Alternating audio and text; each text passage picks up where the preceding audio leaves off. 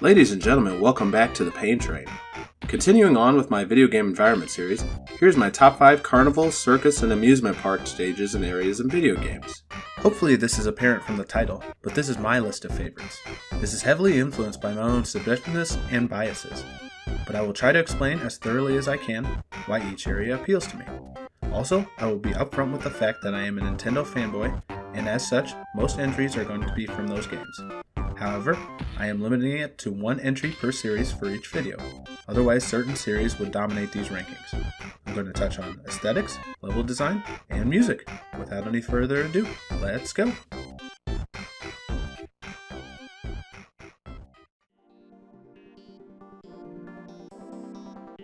Coming in at number 5 is Rickety Race from Donkey Kong Country 2. This stage is very similar to another stage in Crazy Kremlin called Target Terror. The difference is this level is much faster paced, and instead of jumping out of the cart, you platform with the cart as one unit, which is much smoother gameplay in a level that's so fast. Minecart racing is a staple of Donkey Kong Country, but this stage is illuminated in the background by an extremely fun-looking park complete with fireworks. The colorful background is almost too distracting in a level where you are almost constantly jumping over gaps, but even as unfair as this level can feel at sometimes, and it has some very questionable warning signs, I still have a ton of fun with this level. The only enemy in this level is the Clanks, which are also racing the Skull minecarts, and overtaking them before the ending will land you different collectibles.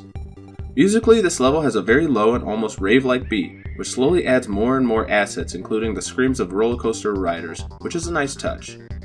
This stage can definitely drive me insane, but I relish the challenge, and it feels great to beat.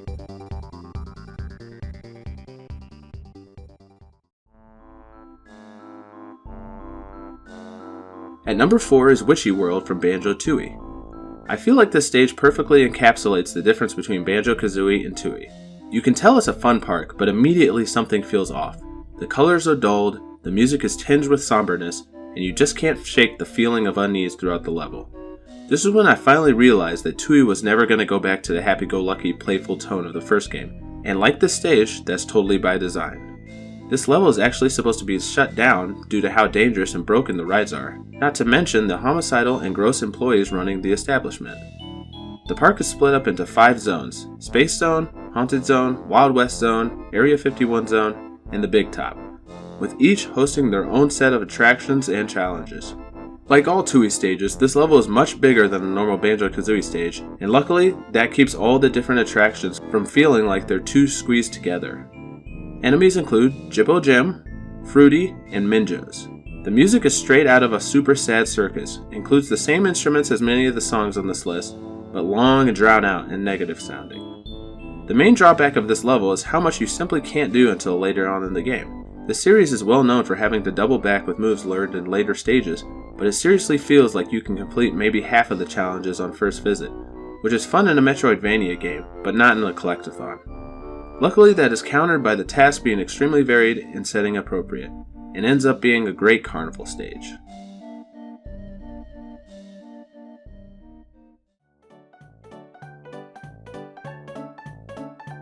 Next at number 3 is Pinna Park from Super Mario Sunshine, probably the most well-known amusement park level on this list.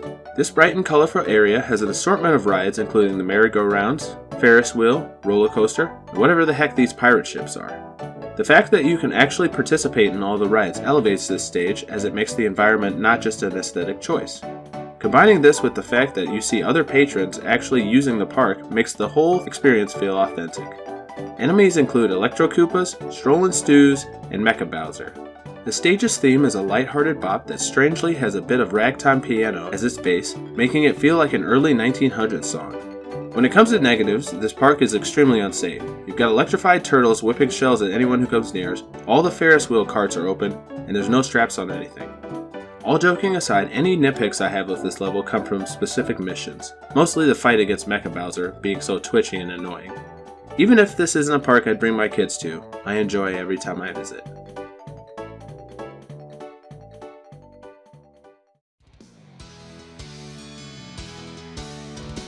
In second place is Twinkle Park from Sonic Adventure 1. Keeping on with the theme of dangerous amusement parks, this stage is an absolute menace to society, and yet is one of the most unique and fun 3D Sonic levels to date. The level layout changes slightly based on which character you play, but the settings include a go-kart section, space, a roller coaster section, a merry-go-round, a wacky mirror corridor, and a platforming section on top of the fun castle. Like a couple of the other stages on this list, it uses a nighttime aesthetic, but with how open the stage is and intentional camera shots to the starry sky, this is one of the best applications of the evening setting.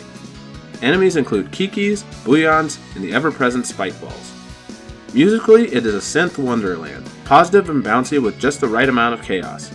Some negatives would be, I actually don't like the Sonic Go-Kart section being included with this stage. It seems very out of place and is mostly an empty way to waste time. Other than that, the main part of the stage is great, besides a few camera issues once you get on top of the castle, and it is one of the best stages Sonic Adventure 1 has to offer.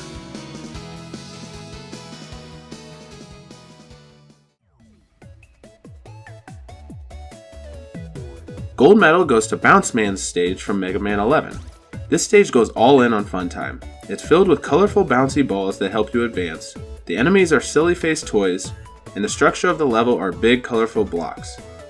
The background for most of the stage has huge glass windows overlooking a bright blue sky, sometimes covered in nets or rock climbing walls, so what this stage emulates the most are indoor fun parks that have ball pits and tube mazes.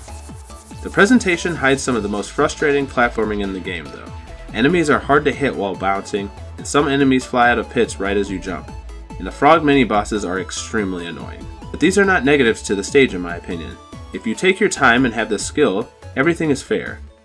The music appropriately is bouncy, lighthearted, and whimsical.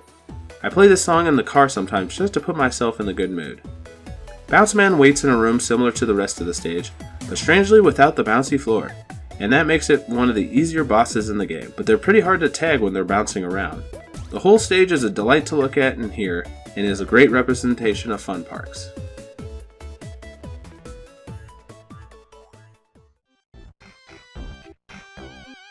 So what did you think of the list? Who did I leave off? Who shouldn't be on here? Let me know in the comments below. I hope you guys have enjoyed. If you have, please drop a like, subscribe, follow on various social media in the description below. Keep an eye out for more biome rankings in the future. And as always, have a blessed day.